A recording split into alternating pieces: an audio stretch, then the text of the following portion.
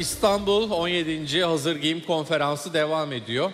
Bu bölümde artık Hazır Giyim'le birlikte teknolojiyi sizlerle buluşturacağız. Konferansımızda hem teknoloji hem yapay zeka da var demiştik ve her ikisini birleştireceğimizi ifade etmiştik. Hazır Giyim üretiminin geleceği için dijital teknolojiyi ele alacağız. Üretimde teknoloji sürdürülebilirlik için nasıl kullanılıyor? Bu sorulara yanıt aramaya çalışacağız. Bu bölümümüzün başlığı giyim üretiminin geleceği için dijital teknoloji ve konuk olarak da sahneye The Good Factory kurucusu Samantha Taylor'ı kıymetli alkışlarınızla davet ediyorum. Buyurun efendim.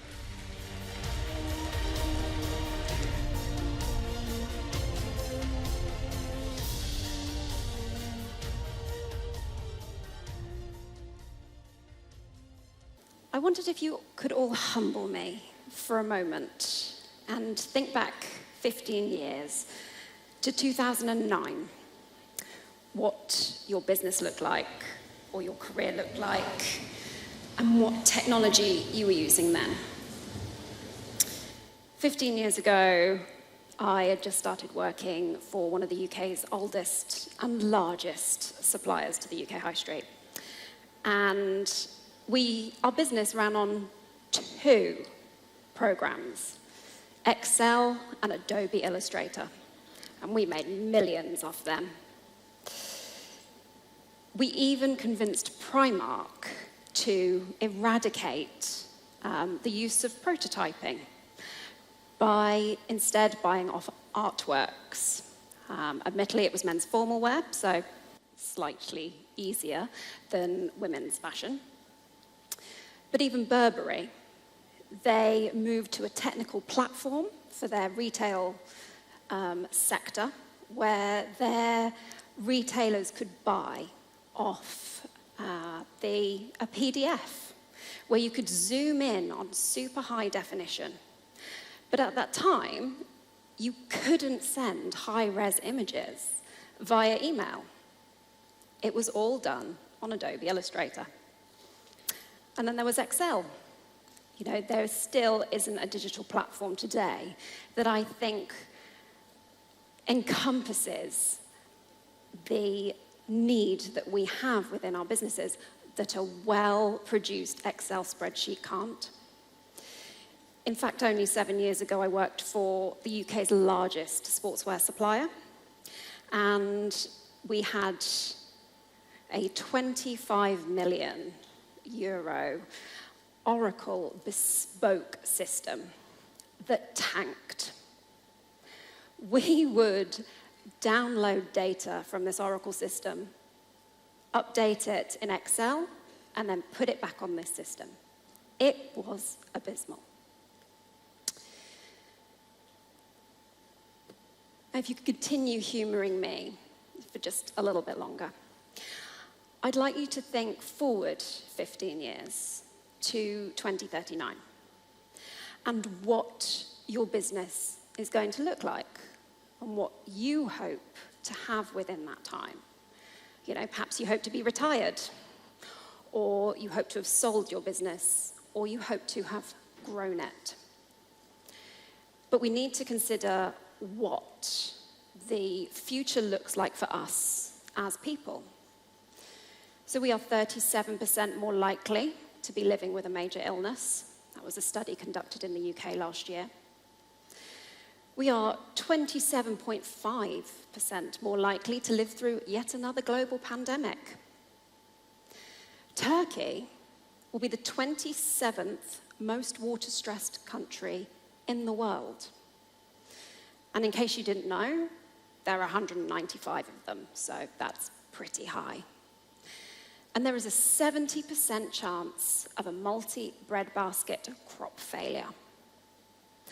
Some of those stats don't seem so bad, but if I told you that there was more than a 25% chance that in 15 years' time you would die from high blood pressure, cholesterol, or heart disease, well, that might not change your decisions today, I would bet by the end of the year you've called your doctor and you've made some lifestyle choices.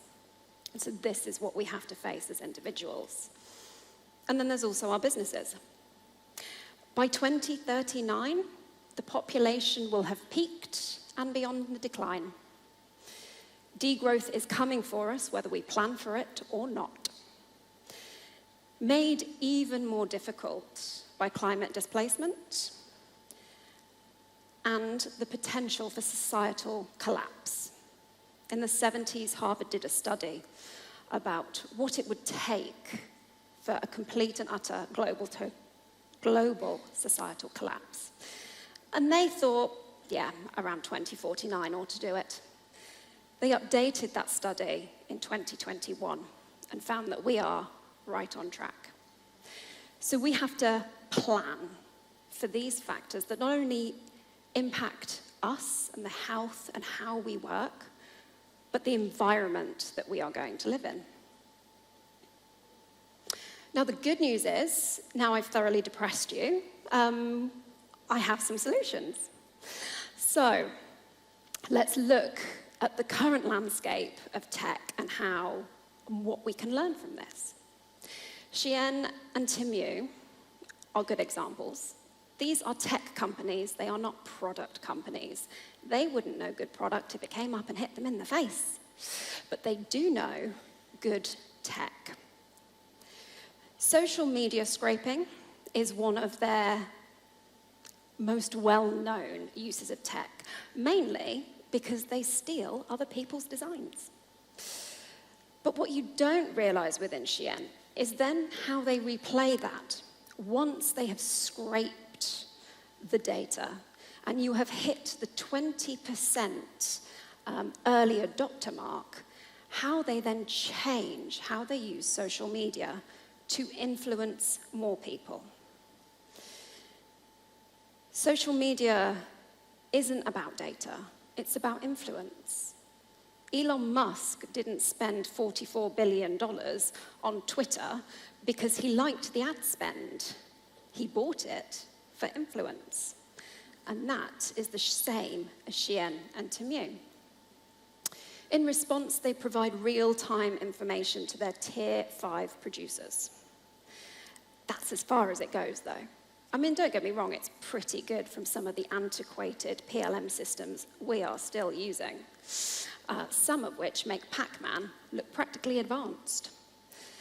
But they don't go as far as fabric suppliers, which is why they're having to partner with Queen of Raw and other dead stock services to be able to move this product. So I would argue they're not as advanced as we believe they are. Then there's algorithmic marketing, often done by influencers. Ironically, just before I came on stage, I received a message from a marketing agency asking whether I would like to partner with influencers for my sustainable consultancy service, which is truly hell in a handbasket. But this is what we can take from them. And ultimately, it's how do we influence? So I'm bringing to you my 3 favorite examples of tech that is currently available. Now, the one thing to note about all these 3 solutions is that they are democratic. And in order to understand what I mean by democratic, none of us in this whole world live in a democratic system. We are given votes by our government to make us feel like we're in a democratic system, but we're not. We are voting for one oligarch or another. It is not true democracy. And I believe we know that as apparel producers, because do you feel that the decisions that are made in your business are democratic? Do you feel that the decisions the brands make factor in your agency and your democracy? So the first one at the top is a company called Jamel. Now, they started life as a video game art workers, and they were tasked with creating fabric that looked real when gamers use VR headsets. That image of the yarn there is AI generated for a sofa. And when they went around and talked to mills in order to generate AI fabric, they discovered that the average mill in the UK, so, not massive producers, held 120,000 meters of dead stock fabric from sampling. And then they realized that that was where the money was, not in VR gaming. And the benefits of Jamel is ultimately that you get to own the IP. In a world that is changing, when we do not know the environment that we are going to be existing in, whether we will even have factories in the same place that we currently do, owning the IP that can produce anywhere in the world to the same level of quality holds a huge amount of potential for our bank balances. And also, it entirely changes the apparel industry, because from now on, we do not need to enter the fit session and see a fit model and a range of samples. We can just see a VR headset, and it will do just as well. The next one in the middle is a screenshot of Mani AI, which is a production AI assistant by Pattern Projects in the UK. They're very similar to a lot of others that you will all have been sold, which is the fact that it is a factory twin, and it works with the inventory that you have and the sewers that are available and the skill set and everything else to work out an optimal production plan. Why I like these guys, though, is because they actually owned a factory. So they do know what the challenges are faced with bottlenecks and the like. The other thing that I really like about this, and is really important when it comes back to being democratic, is that it protects your business secrets, it caps them off, but it can work within your communities. So it's about sharing resources, and it's sharing those values through them. Because at the end of the day, individualism is over. We will only survive as an industry, as countries, as people, when we all come together and be able to work through to share those resources. But we will never be able to do it in a democratic way, and we will need AI to help that. And then the last one is Sorcery. Sorcery are a cotton organization, and this is their data platform. Again, why I really like this, data is key, and data is money. These guys ensure that the data remains with the people who generate it, and you get money for that. This idea that data needs to be given by free from the supply chain so that brands can ensure their compliance feels undemocratic. So, how do we build in AI into our manufacturing based on what we've got? Firstly is, I don't believe for a moment that AI will take jobs, because one thing the AI industry doesn't talk about is how much the foundation of AI is people. You only need to look at the Amazon stores that materialized across Europe. You know, this whole idea that nobody worked there, but actually it was just, lots of people in India watching the cameras. And that is what AI is. It will change jobs because we will need good quality data to go in. And AI doesn't know what good quality data is. We know what good quality data is. So we will need our A-grade sewers also putting in the good quality data, which would then provide training, which, let's be honest, everybody needs. When I was doing this presentation, I thought I'd ask ChatGPT what it thought about the workflows and where we can add AI and what that is. And so this is what it came up with, which I'm not going to lie, I think is pretty rubbish. But So then I asked it, where did it get all its resources from? How did it come up with this suggestion, given that we know people are the foundation of it? And it informed me that all this information came from fashion reports from Deloitte, Bain, McKinsey, and Accenture, thus proving even AI can't escape management consultants. The whole internet at its disposal, and it's used that. But what it can tell us, and what I did really like about this, was that it can identify in the short term where our pinch points are in the workflow and where our easy wins can be. Because a lot of it is going to be about sharing data.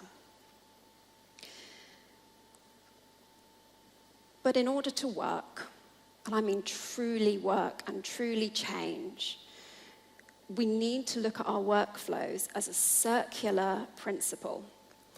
Now, there are actually 5 different principles.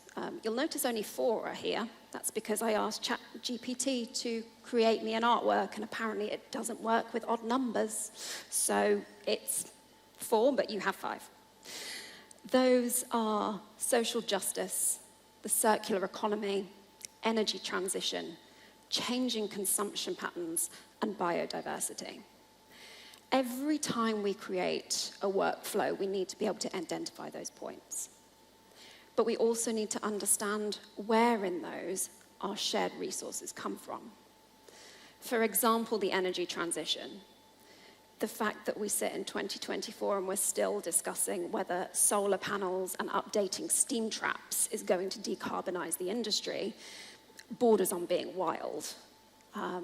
We will need AI in order to help distribute the energy that we need as we need it. It is a community resource, as is water. Social justice is the same. It is no longer about the competition to retain employees, but how do we expand their knowledge and their experience of life through sharing our workers with those around us? And how do we benefit as well from better trained people within our workforce? You'll hear a lot about the circular economy. It is obviously super important. And it really can only work through digital apps such as the Digital Product Passport. But this is where we have to be really keen, is understanding how that works with the energy transition. The level of data that we may need for DPPs and the amount of energy that takes is potentially huge, and this is why sharing resources will become more important, especially when we share suppliers. The biggest barrier to bringing in AI is not a loss of jobs. They're not going anywhere. Instead, it'll be how we implement those costs into our sewing minutes. Because it's not a straightforward strategy. And that is going to be the biggest barrier to ensure that we can bring through tech that supports us.